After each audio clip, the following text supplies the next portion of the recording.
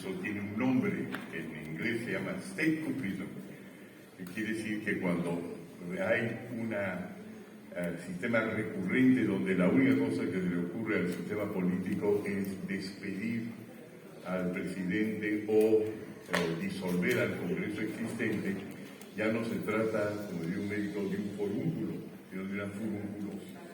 Entonces, hay una furunculosis, es un síntoma de algo mayor. Entonces, yo lo que les voy a tratar de decir es dónde creo yo que ese algo mayor viene, porque es solamente un síntoma, no nos dice cuál es la enfermedad. Mi diagnóstico parte a través de una cosa que hemos estado viendo durante mucho tiempo, y es que hay una gran brecha social en el Perú. Eso es lo que hay detrás de todo eso. Si uno anteriormente decía, mire, el Perú son 2 países, ya que no, son 3, 4 países, hay la costa, hay la montaña, hay izquierdistas, hay derechistas, hay indígenas, hay blancos, hay un poquito en el centro, hay cualquier cosa que usted diga, estaba cierto, es un país multifacético. Pero ahora hay 2 países.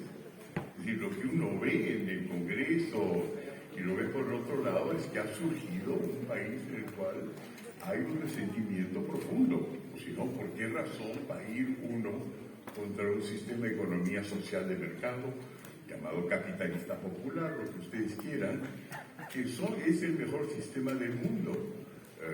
Es evidente que si alguien decía, como Marx en su momento dado, que el capitalismo no iba a llevar a un buen resultado, pues desde la Segunda Guerra Mundial, de 1945, 48, dependiendo cómo uno la quiere calcular, hasta el año pasado, los países capitalistas han crecido 4 veces más de lo que creció todo el mundo entre el nacimiento de Cristo y el tiempo de Hitler, es decir, de mal. Entonces, ¿por qué nos va a nosotros mal? Ya que en 1930 el Perú, y luego con la Constitución ya confirmada de 1993, el Perú optó por un régimen de capitalismo popular. ¿Y qué hicieron las clases populares del Perú? Pues agarraron, se remangaron las mangas y dijeron, vamos a meternos adentro. Y se fue creando una amplia clase media, están yendo a las ciudades, se han conglomerado, pequeña empresa por todos lados, pymes, MIPES, crédito, y todo parecía ir muy bien o en buen camino, y de repente algunos de nosotros que estamos diciendo, cuidado, esto no está necesariamente con todos los visos que requiere, vino el COVID-19, y con el COVID-19 en menos de 6 semanas, y son las estadísticas que no se manejan mucho en el Perú, colapsaron la mitad de las nuevas empresas llamadas MIPES, pymes, pequeñas empresas, empresas informales, den el nombre que ustedes quieren, colapsaron la mitad en 6 meses. Luego, en ese mismo tiempo, vienen las cifras de la Organización Internacional del Trabajo e indican que hasta esa fecha, en menos de un año, se borraron, se esfumaron el 70% de los ahorros y de los ingresos de las llamadas clases populares, que si nos atenemos a las cifras de lo que es sector informal, según cómo lo ve el gobierno, el 70% del PIB. Entonces, ¿qué pasó? Y cuando uno se dice, bueno, la cosa típica peruana, no es así. Esto mismo, después de COVID, está ocurriendo en Sri Lanka, está ocurriendo en Bangladesh, está ocurriendo en Colombia, y hay gente en la calle que se está marchando, protestando y tumbando a gobiernos. Aquí, toma de Palacio. Y nosotros vemos cómo en el Perú sigue marchando la gente. Entonces, ¿qué estamos haciendo nosotros acá? Hablando de que lo bueno que es un buen mercado, un país con promesa, si es que no averiguamos por qué, siendo un país con promesa, eso no está funcionando. Le voy a dar entonces mi diagnóstico, que ha comenzado a ser publicado ahora en los periódicos, ya van saliendo por redes, que los mandamos desde el día de ayer, y va a ir creciendo, y les voy a explicar por dónde va a venir la salida, creo yo. En primer lugar, lo que estamos viviendo es una vieja enfermedad, Una enfermedad es cuando algo ocurre y que es recurrente y que cada vez que pasa no se le encuentra la curación, sino se le encuentra un alivio, y cuando ha venido el alivio se pacifica, se va y vuelve a regresar. Marx tenía un nombre para eso. Ese nombre era ¿qué es lo que ocurre con el capitalismo? Es que crea capital ficticio. Hay capital real y hay capital ficticio. Ahora, lo interesante es que esa frase y ese nombre se le atribuye a Marx cuando el primero en pronunciarlo era Thomas Jefferson, que lo dije cuando Marx tenía aproximadamente un solo año. Pero el concepto es básicamente el mismo. El capital, se supone, las definiciones que venían anteriormente, es algo que no es dinero, es valor. Es valor permanente que no perece. Es un valor permanente que no perece, una cuenta bancaria que nadie me quite. Permanente, no perece. Mi casa, yo la podría vender mañana, o la casa segunda que tengo, que yo también la podría vender o alquilar.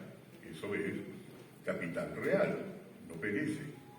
Pero lo que recibieron la gente más humilde de nuestro país en el curso de los últimos 30 años ha sido en gran parte ficticio. ¿Cómo es que funciona eso? Por alguna razón, desde el siglo XVIII y XIX se distinguía entre capital y dinero, diciendo que el dinero no era capital y el capital podía ser dinero si es una de las tantas formas que toma. En otras palabras, el capital es como la energía. Puede tomar la fuerza de un caballo, puede tomar la fuerza de una catarata que cae, puede tomar la fuerza de un puñetazo, puede tomar la fuerza de electricidad que corre de un lado al otro. Nadie ha tocado la energía, nadie ha sentido la energía, pero existe, al igual que el capital. Entonces, ¿qué es capital? Capital es la parte que no es ficticia, que no perece. ¿Por qué pereció el capital de los más pobres del Perú?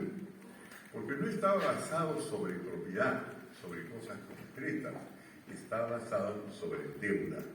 En otras palabras, se les ofreció un microcrédito, se les ofreció todos los tipos de crédito, y el gobierno hizo realmente un gran esfuerzo, así como las primeras empresas que comenzaron a dar microcrédito, y se los entregó.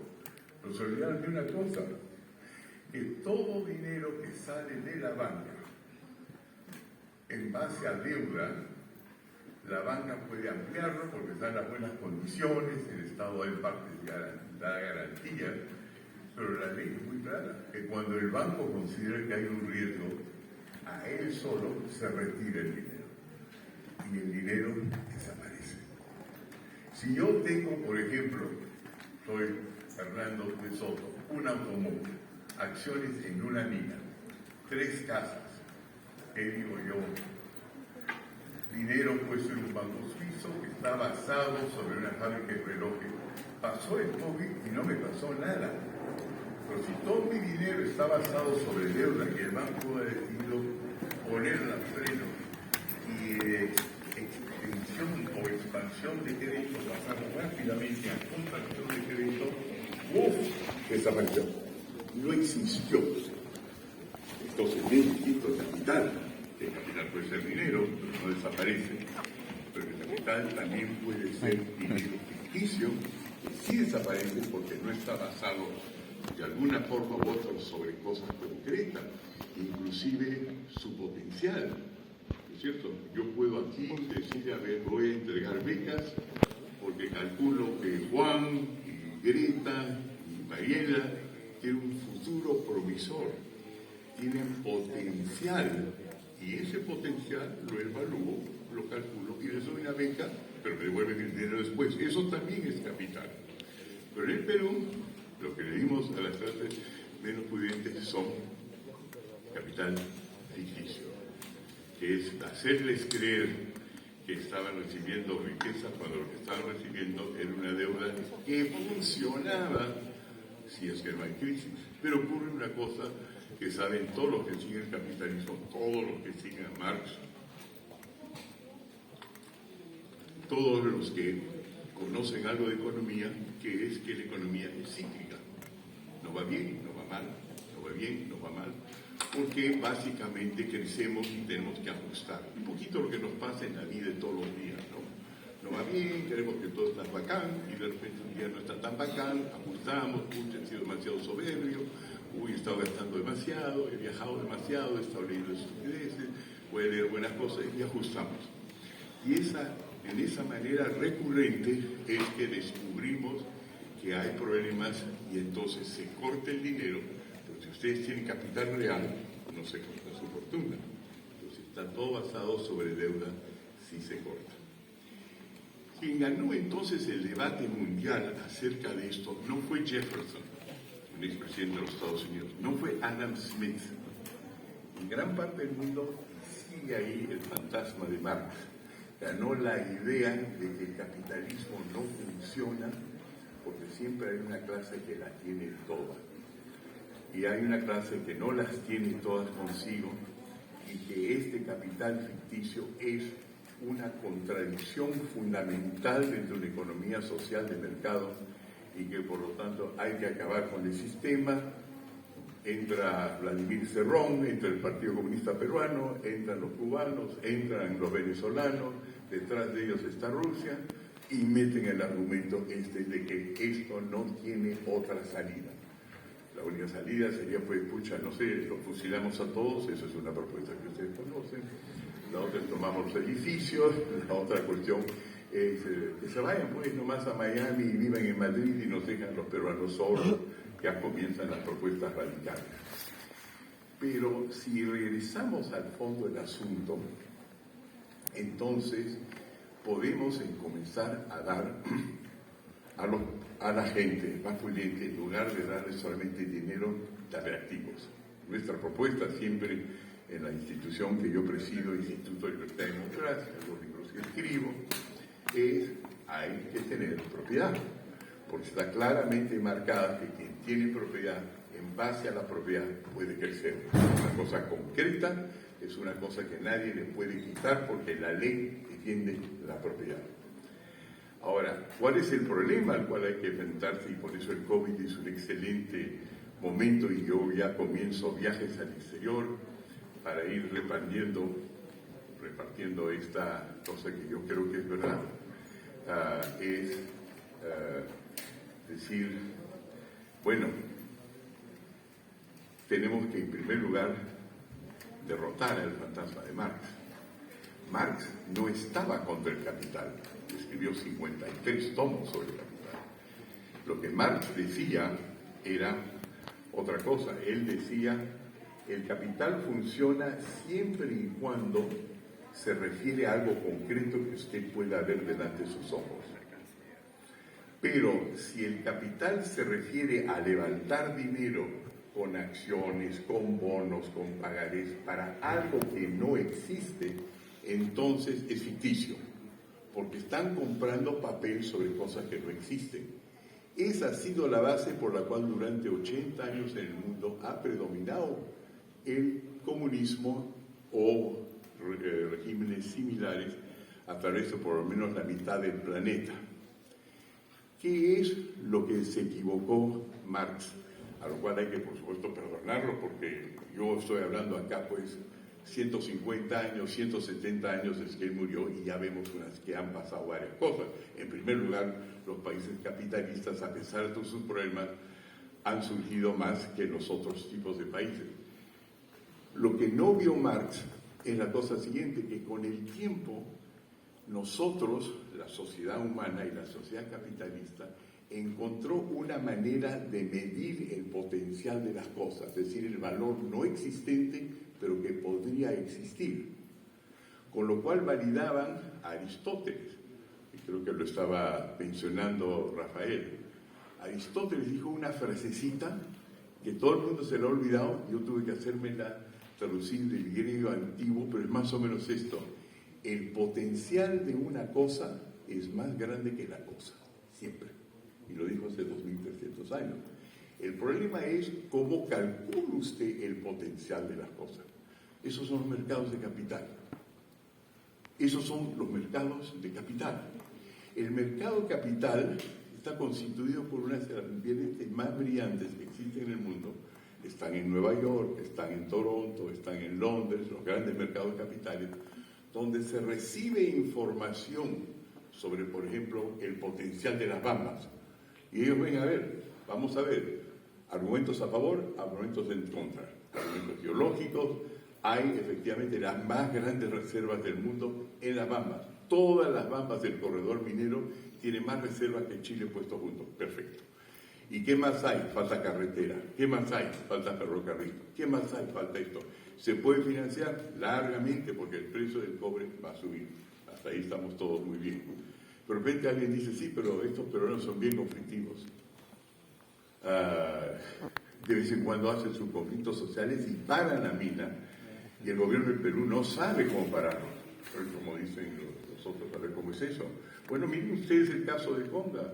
Conga en Cajamarca salió el presidente Humala cuando ya estaba construido todo listo para operar, reservas de agua, ferrocarriles, se habían comprado las tierras, y aguanta el gobernador Santos del Movimiento al Socialismo y dice, Conga no va.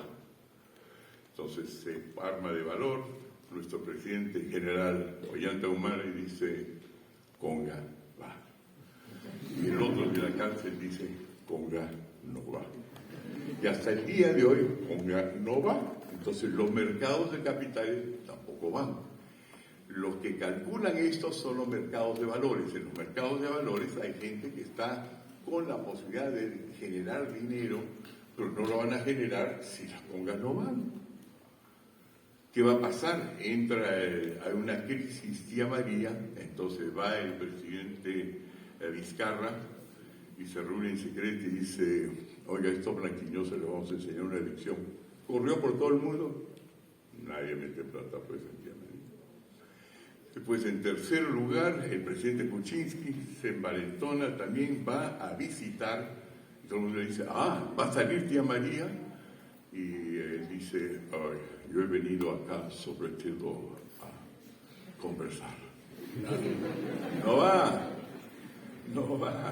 Entonces, si los mercados de valor, que no son de titulación, sino de titularización, determinan que no tienen potencial. Y el potencial se mide. Yo pongo lo medimos todo el día en el Perú, una semilla y me sale un árbol de naranja. Pongo otras semillas y me salen las uvas del Perú que no existían hace 10 años. Y somos el productor número 1. Todo tiene potencial. Entonces hay que ver qué es el problema en el Perú. De que nuestras semillas no tengan potencial.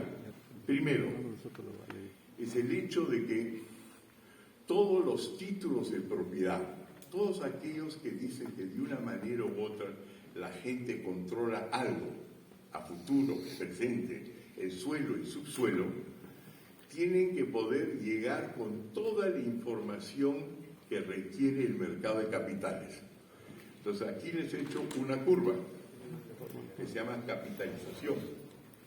¿Qué requiere el mercado de capitales?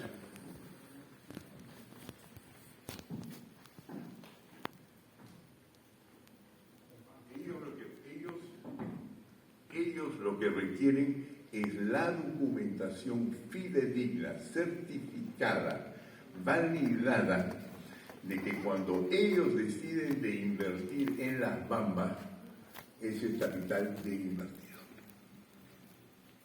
Así es.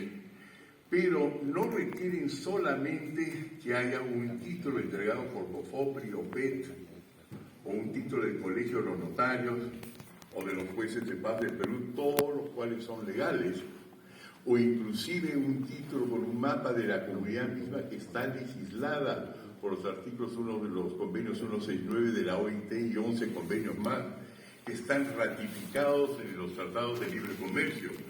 Ellos dicen, muy bien, eso me da alguna información, pero yo necesito también saber si los vecinos lo reconocen. ¿Qué dice el Estado peruano?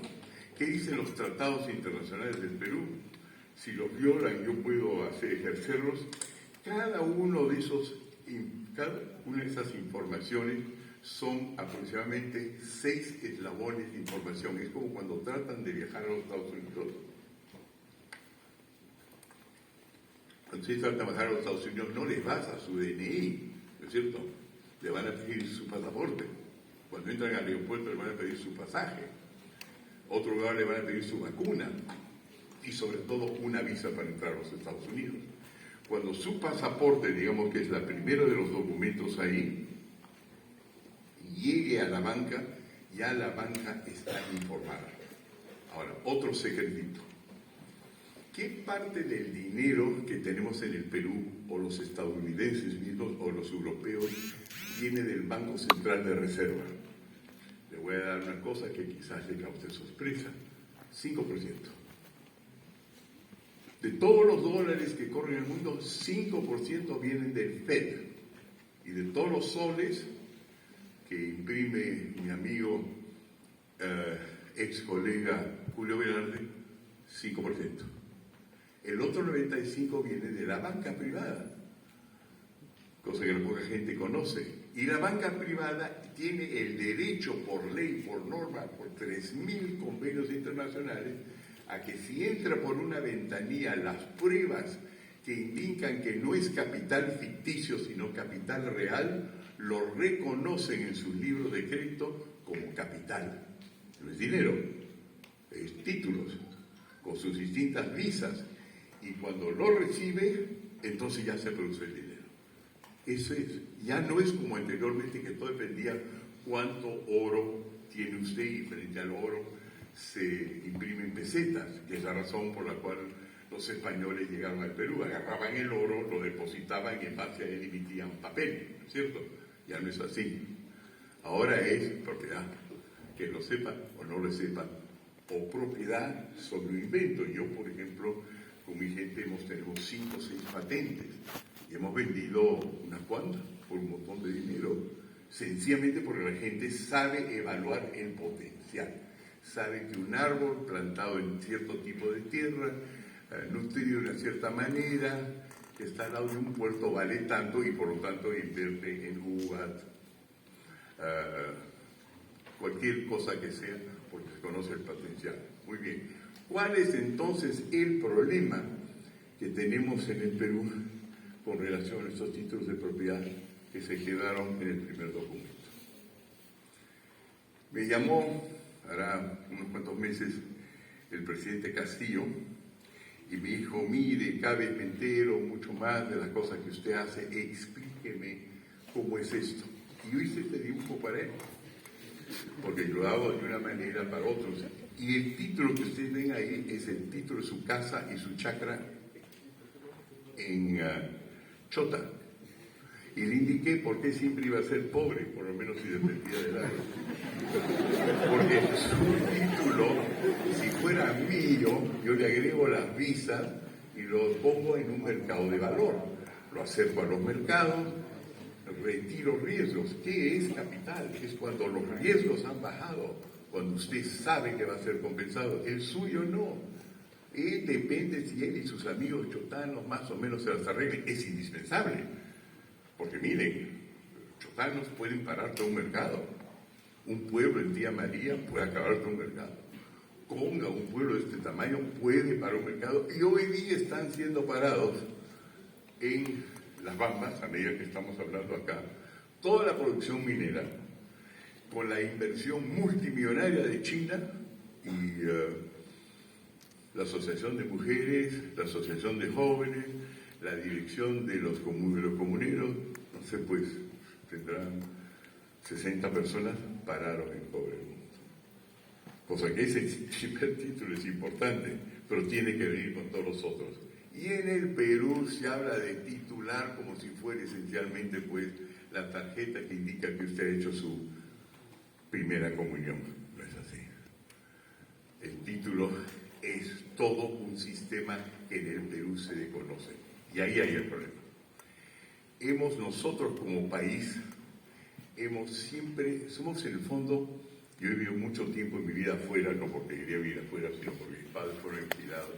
Entonces yo me he reencontrado con el Perú en distintas oportunidades, una cuando tenía su edad, y una cosa que a mí me fascinó, por supuesto, era que juntos éramos los peruanos, qué cariñosos éramos.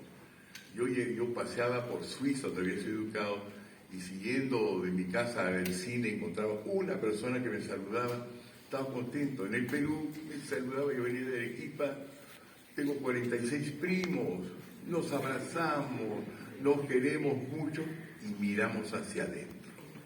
Todos los peruanos miran hacia adentro, ¿no es cierto? Entonces, uno puede decir, oye, Brad Pitt es un pata bien buen mozo, pero si encontramos que Rafael López Aliaga es más buen mozo, es peruano, carajo, es nuestro, y lo queremos más, ¿no? Y Angelina sería guapísima, es guapísima, pero, hermano, Gisela Valcárcel es peruana, es mucho más guapa, ¿no? Eso nos cuesta desarrollo, porque lo que el Perú produce no es para adentro, es para afuera, que sea cobre. Cualquiera de los productos grandes que tiene el Perú son para economías de escala y estamos ahí con pasaportes que no viajan. Ese es el problema esencial del Perú. ¿Cómo vinculamos nuestra propiedad? ¿Cómo la vinculamos con los mercados de capital cuyo objetivo es identificar plusvalías? Entonces acabamos de lanzar una propuesta. No sé cuánto le estoy dando, ya me olvidé. Creo que estoy hablando 20 minutos, pero tiene mucho potencial lo que les voy a decir, entonces escuchen bien. Entonces la idea es la siguiente. ¿Cómo hacemos darle cuenta a un país del valor de las cosas que tiene? La primera cosa es que no se puede hacer si uno no mira a futuro. Espero que esa lección o ese consejo es aceptable. Pero la otra segunda cosa es que tiene que estar vinculada a los conocimientos y lo que ocurre en nuestro tiempo. Y yo voy a hacer algo que ahora va a estar publicado en varios diarios del mundo, comenzando por China y los Estados Unidos. Ya lo contrató el Wall Street Journal, en lo que se refiere, que es el periódico más leído de los Estados Unidos, Le Point, que es la revista más conocida de Francia, y dice lo siguiente, básicamente, el cobre, es un cuajo increíble, pero es así, el cobre peruano acabará con la guerra de Putin. ¡Tac! Eso es. Eso ha salido ya en redes ayer, debería ya haber llegado por vía TikTok, por vía Facebook, salió y ya tenemos aproximadamente, creo que vistos, Gustavo, ¿cuántos tenemos? Uno tras otro Facebook, están por los 300, 400 mil, ya están en circulación. Entonces, esto ahora es un documento de 8 páginas, pero dice la cosa siguiente, miren, ¿qué es la guerra entre Ucrania y Rusia?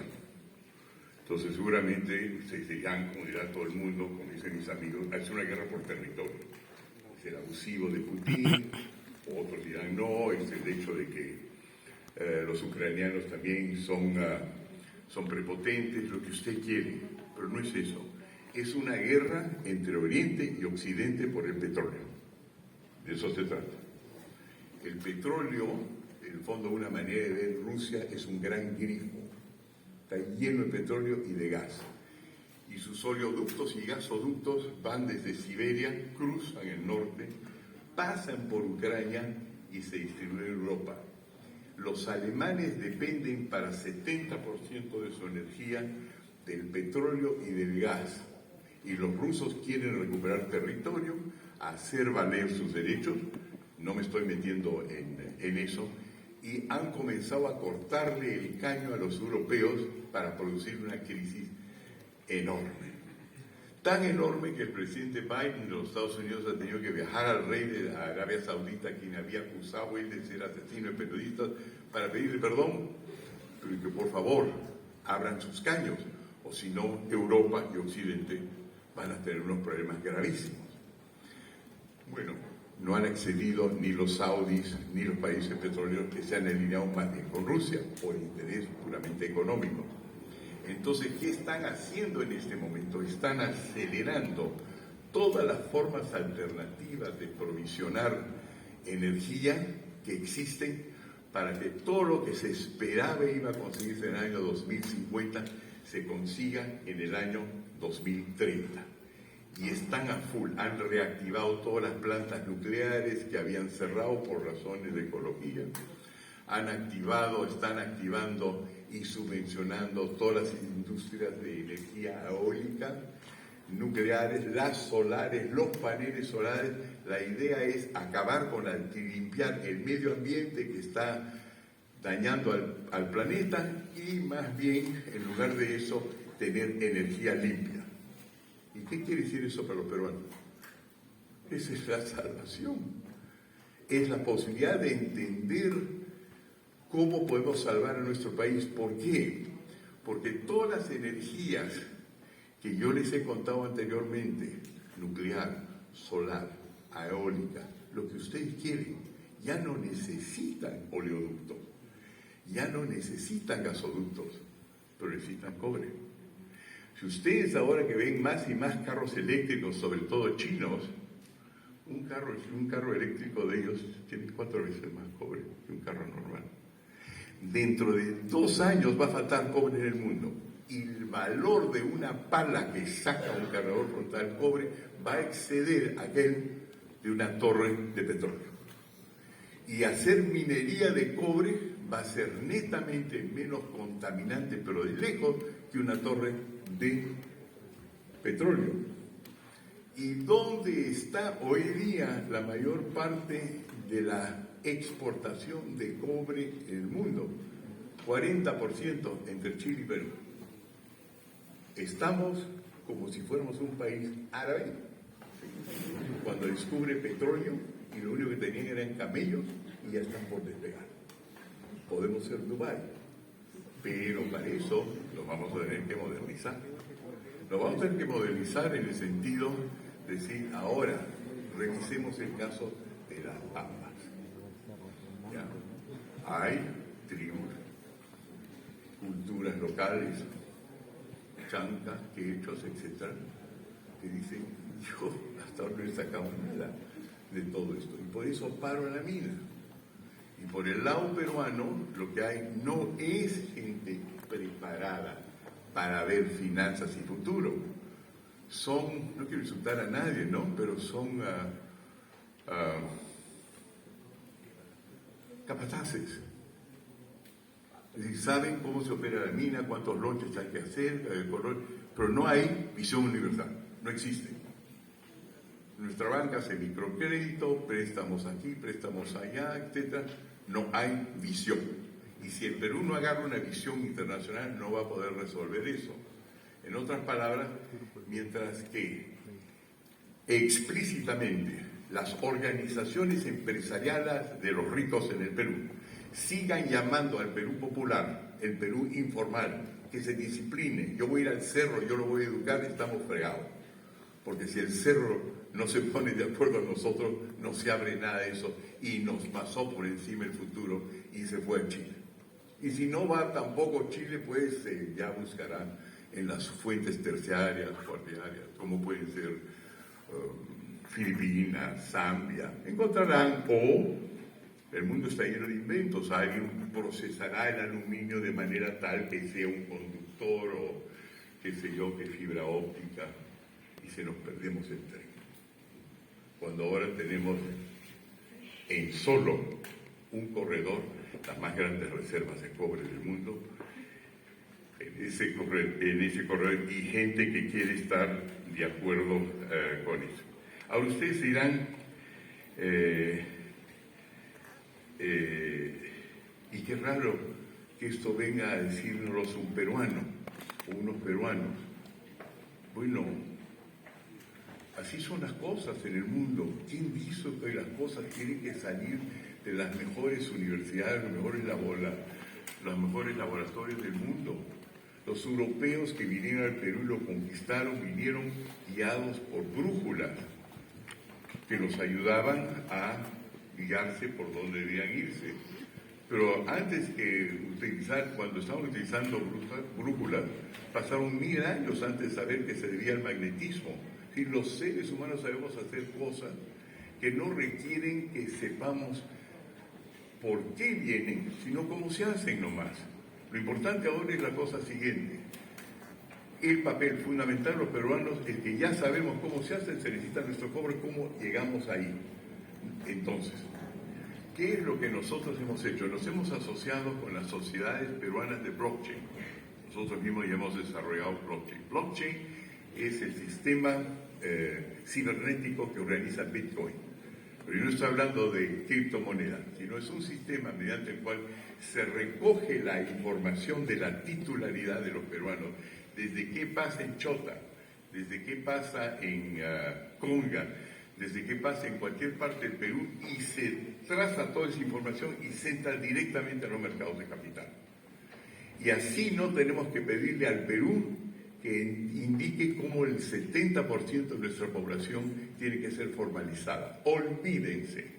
Lo que ha producido el Congreso del Perú y lo que ha producido el Ejecutivo del Perú en los últimos 30 años son 800.000 normas al ritmo de 106 al día y no se arregla nada, cosa que obviamente no saben en qué están.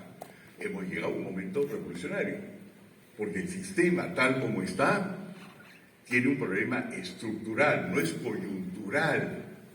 No va a entrar ahí porque alguien dice yo voy a hacer un poquito más de eso, todos. Tienen que acabar un sistema que no deja que nuestro pueblo surja, que hace que el Perú y el resto de América Latina es el continente en el cual más emigran los jóvenes en el mundo. Es el lugar donde hay más jóvenes que suicidan que viejos. Es decir, que verdaderamente se ha perdido en la sensación de potencial. En otras palabras, es el momento de decidir cómo salimos de esta. ¿Qué hicieron los chinos, por ejemplo? Bueno, los chinos, como no tenían mercados de valores, se acogieron al mercado de Hong Kong y aceptaron que así era.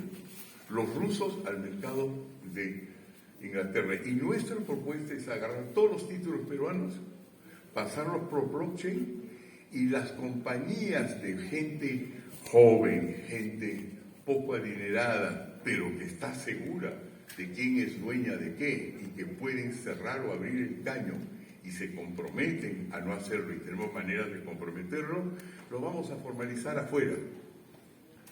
Lo vamos a formalizar afuera, porque el Perú no tiene cómo formalizarlo. Y cuando eso ocurra, habremos seguido la trayectoria de Suiza, la trayectoria de Singapur, la trayectoria de China, que cuando no, pues Suiza, miren, yo vivo en Suiza la mayor parte de mi vida, he sido gerente general de la compañía de ingenieros consultores más grande de Suiza durante 10 años.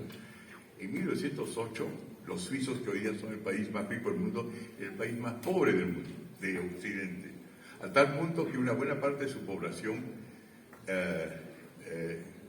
se alquilaban como mercenarios. Hasta el día de hoy, los guardias papal son mercenarios suizos, es una vieja tradición. Sí, para que uno se alquile como soldado para morir en una trinchera que no es propia, hay que ser bien pobre. Pero en 1908 se basaron sobre los mercados de capital de París, y en base a ellos financiaron sus túneles y fueron creando poco a poco el mercado de capitales, uno de los más grandes del mundo, que es el de Zúrich, de Zug y de Liechtenstein. Entonces nosotros queremos hacer lo mismo. Si no funciona la cosa peruana, encontremos los peruanos de cómo hacer funcionar en un mundo global algún sector pensante de la economía que sepa que Conga también, pero sobre todo las Bambas, nuestro potencial, el hecho que el cobre es el metal de la electricidad, y la electricidad es el sustituto del petróleo, y el Perú es el rey del cobre. Entonces, eso es potencial. Entonces, lo que falta es cómo lo sacamos, porque de nada conviene tenerlo debajo de la tierra. Por eso se habla de que el Perú es un mendigo sentado, ya estoy por terminar, puede ser promesas tipo Rafael, haría un momentito más, ya termino. Solamente yo voy a terminar más brevemente. Entonces, ¿qué es lo que ocurre? Es que tenemos en este momento que admitir dónde están nuestras ventajas, recursos. Todos, excelente gente, trabajadora. No sé si sabían, pero según la OIT, Los turcos y los peruanos son los ciudadanos del mundo que más trabajan, cosa que tenemos una cosa a nuestro favor, pero estamos desvinculados del exterior, de lo que cuenta, no solamente en la academia, de donde se están produciendo las innovaciones. Y ahí trasladar los títulos de locales a mercados extranjeros. Ayer ya parte de la autoridad de las Bambas ha dicho que nos va a pedir a nosotros de ir a negociarlo para China. Bacanudo, vamos directamente a donde está el problema. Y lo podemos hacer absolutamente confiados porque tenemos tenemos en el Perú, todo está documentado. Quiero terminar este discurso sobre una frase dramática, para que les quede en la cabeza, pero no la encuentro, me permiten un par de segundos. Ya les he dicho por aquí la tengo. Una cosa que deberían estudiar. Los chinos, miren, una de las cosas más importantes en economía es ganar cortando costos. Ganar cortando costos. Entonces, hay un excelente libro producido por The Economist que se llama en inglés Death to Distance, muerte a la distancia, e indica cómo a la larga todas las cosas que hoy día se producen es porque cortamos distancias en trámites, distancias en conocimiento, distancias en lo que se refiere al Internet, todas esas cosas cortando distancias. Unas grandes cortes de distancia, por ejemplo, es el Canal de Panamá. Hasta que no se hace el Canal de Panamá, nadie compraba al lado del Atlántico el algodón peruano, ni cobre, porque había que bajar por Magallanes, era muy caro. Pero se crearon dos canales, el Canal de Panamá y el control sobre Gibraltar, que no es un canal, pero ahí está, y el Canal de Suez, y eso fue un atajo. El mundo fue más rápido a recorrer, y ahora los chinos han creado algo que se llama la nueva ruta de la seda, tiene también un nombre moderno, pero acuérdense, la ruta de la seda, y están creando oleoductos, gasoductos, ferrocarriles, unión entre lagunas y lagos, desde literalmente Shanghái hasta cualquier punto europeo, y ahora que quieren desarrollar los puertos peruanos, que son los que tienen mejor cabotaje, y ya han comenzado con Chancay. Y si hacen eso, entonces van a agarrar las carreteras, y por eso la pelea con los bolivianos, para que no pasen por Bolivia, sino pasen por acá, por el Perú, sin tocar a Chile, y ¡tac!, nos vamos a Sao Paulo, y el Perú se pone el Jirón de la Unión, en lugar de ser la calle polar, no sé, de 2 cuadras en cualquier lugar perdido. Eso es economía. Entonces, la idea es darse cuenta que los chinos ya están en camino, y tienen una ventaja sobre Occidente, y es que están respaldados por el Estado. Eso es una desventaja en cierto punto, pero la ventaja del Estado es que tiene visión a largo plazo. La que la empresa privada, usted hace plata en el próximo trimestre, lo despedimos, ¿no es cierto?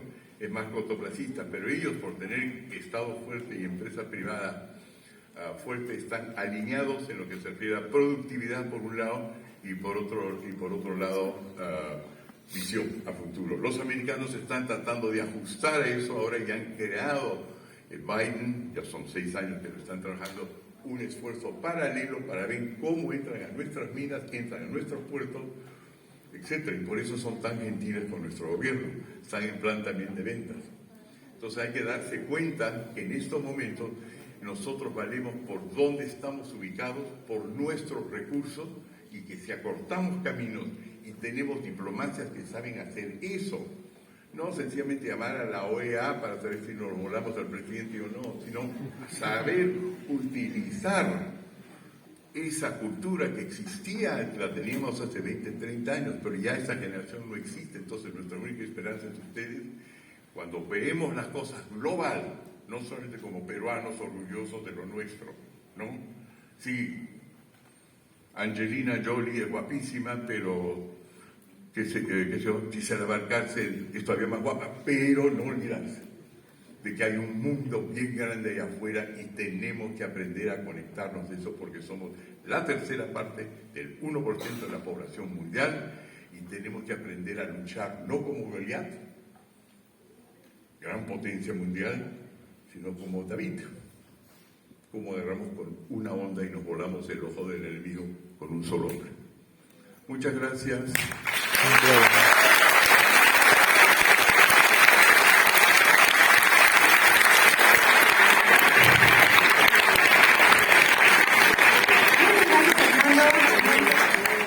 Un placer y un honor el que hayas estado aquí con nosotros, con todos los jóvenes. Además, también comentarte que por favor existe también un próximo evento de manera presencial. El día de hoy hemos estado llenando todo el auditorio, más de 400 estudiantes han estado el día de hoy. Lamentablemente incluso muchos se quedaron afuera, así que te invitamos cordialmente a un próximo evento. Muchísimas gracias y un fuerte aplauso nuevamente para Hernando.